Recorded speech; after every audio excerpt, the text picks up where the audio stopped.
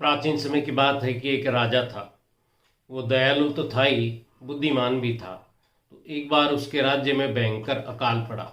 बरसात नहीं हुई और अनाज का एक दाना भी नहीं हुआ। पशुओं के लिए भी खाने को चारा नहीं था। उसके पास जो राज्य के कोष में जितना भी अनाज जमा किया हुआ था वो सब उसने प्रजा में बांट दिया। एक दिन राजा का जो गार्ड था उसको रात को एक सपना आया। उसने देखा कि महल के एक कोने में बहुत सारा धन गड़ा हुआ है जो राजा के पूर्वजों ने छिपाया था।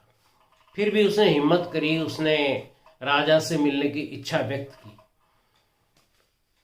पहले तो जो दरबारी थे उन्होंने इनकार कर दिया कि तू थोड़ी मिल सकता है राजा से, इतना छोटा आदमी। जो दरबारी थे वो कहने लगे कि हमें बता दे, क्या बात है, हम राजा को बता देंगे। उसने कहा कि मैं आपको नहीं बता सकता। आखिर में उन्होंने राजा को ये बात बताई। राजा ने कहा कि कोई बात नहीं, उसको अंदर भेजो। उसने राजा से कहा कि भी ये है तो सपने की बात झूठी भी हो सकती है, लेकिन मेरे से रहा नहीं जा रहा था। अगर आप मेरी जान बख्शें तो मैं आपको ये बता सकता हूँ।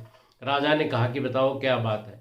उसने कहा कि जो महल की उत्तर दिशा में एक तय खाना है उसमें बहुत सारा धन गड़ा हुआ है जो आपके पूर्वजों ने कभी वहां पर छिपाया था। राजा ने उसको तो वापस भेज दिया और महल के उस कोने की खुदाई शुरू कराई। वास्तव में उसमें से बहुत सारा खजाना निकला। राजा बहुत खुश हुआ। उसने उस गार्ड को बुलाया और ये पूछा कि तुम्हारी तनख्वाह कितनी है। उसकी जीवन भर की जो तनख्वाह बनती थी उतने पैसे राजा ने उसको दे दिए और नौकरी से निकाल दिया। राजा ने उसको नौकरी से क्यों निकाला, ये बेताल ने विक्रम से पूछा। तो विक्रम कहने लगा कि राजा ने ठीक किया।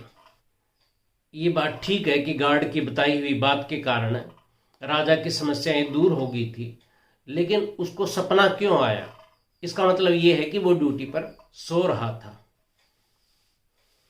उसका काम तो रात भर जागना है, इसलिए उसको राजा ने नौकरी से निकाला और ये निर्णय बिल्कुल ठीक था। विक्रम बेताल की कहानियां